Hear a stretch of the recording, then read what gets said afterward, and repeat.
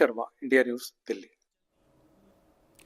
सोचिए, अगर किसी देश की नौसेना को युद्ध लड़ने के लिए नहीं बल्कि अपनी ही नदी में बम धमाका करने के लिए उतरना पड़े, वो भी सिर्फ इसीलिए कि एक एटॉमिक पावर प्लांट फटने से बच जाए और देश में ब्लैकआउट ना हो। जी हाँ, ये किसी हॉलीवुड की डिजास्टर फिल्म की कहानी नहीं बल्कि 21वीं सदी के सुपर पावर यूरोप की खौफनाक सच्चाई है। भीषण गर्मी और ऐतिहासिक सूखे की मार झेल रहे यूरोप में नदियां इस कदर सूख चुकी हैं कि परमाणु रिएक्टर ठंडे करने के लिए पानी तक खत्म हो गया।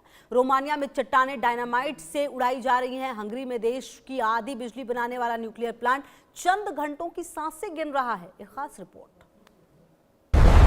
धमाका, पानी का उछलता बवंडर और चारों तरफ फैला सन्नाटा। ये किसी दुश्मन पर हमला नहीं बल्कि प्रकृति के आगे घुटने टेक चुके यूरोप का आखिरी दुस्साहस है।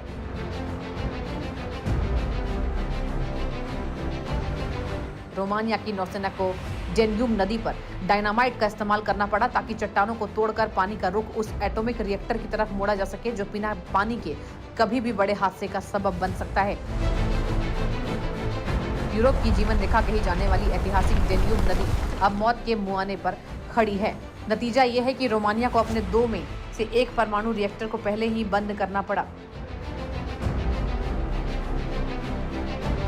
और अब पड़ोसी देश हंगरी में तो हाहाकार मच गया। हंगरी का इकलौता पॉक्स एटॉमिक प्लांट जो पूरे देश की 50% बिजली बनाता है, वो अपनी कुल क्षमता से 10% से भी कम पर चल रहा है। हालात इतने संगीन है कि यह प्लांट हर बीतते घंटे के साथ बंद होने की कगार पर पहुंच गया है। डेन्यूब नदी का जलस्तर रिकॉर्ड स्तर तक गिरा। यूरोप में बिजली के दाम आसमान पर, महंगे आयात पर निर्भर, हीट वेव और ऐतिहासिक सूखा, नदियों का तापमान और जलस्तर दोनों बिगड़ा। न्यूक्लियर इलेक्ट्रिका कंपनी देश की 20% बिजली बनाती है। कंपनी को दबाव की वजह से एक रिएक्टर बंद करना पड़ा। दूसरे सेरनाबोजा रिएक्टर को चालू रखने के लिए ब्लास्ट करके पानी डाइवर्ट किया गया।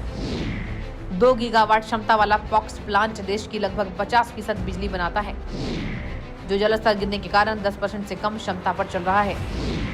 दोनों देशों को इमरजेंसी से बेहद महंगी विदेशी बिजली आयात करनी पड़ रही है। पूरी दुनिया को तकनीक और सुपर पावर का पाठ पढ़ाने वाले यूरोपीय देश अब खुद ही बिजली संकट से जूझ रहे हैं और महंगी बिजली खरीदने को मजबूर हो गए हैं। और अगर आने वाले दिनों में अगर बारिश नहीं होती और तापमान में कमी नहीं आती तो पूरा यूरोप एक गंभीर बिजली संकट से गुजरने वाला है और यहाँ तक कि चारों तरफ अंधेरा फैलने का भी खतरा मंडरा रहा है। ऐसे में सवाल सिर्फ महंगी बिजली का नहीं है, सवाल ये भी है क्या कुदरत के आगे तमाम सुपर पावर देश भी कुछ नहीं है। परमाणु ऊर्जा से पूरी दुनिया को रोशन करने वाला दावा करने वाला यूरोप आज पानी की एक एक बूंद के लिए तरस रहा है। रोमानिया में चट्टानें तोड़कर पानी मोड़ा गया, लेकिन सवाल यह है कि अगर नदियां पूरी तरह सूख गईं तो फिर डायनामाइट में किस काम आएगा। और इसी के साथ रुक रहे बहुत छोटे से ब्रेक के लिए। खबरों का सिलसिला लगातार जारी है।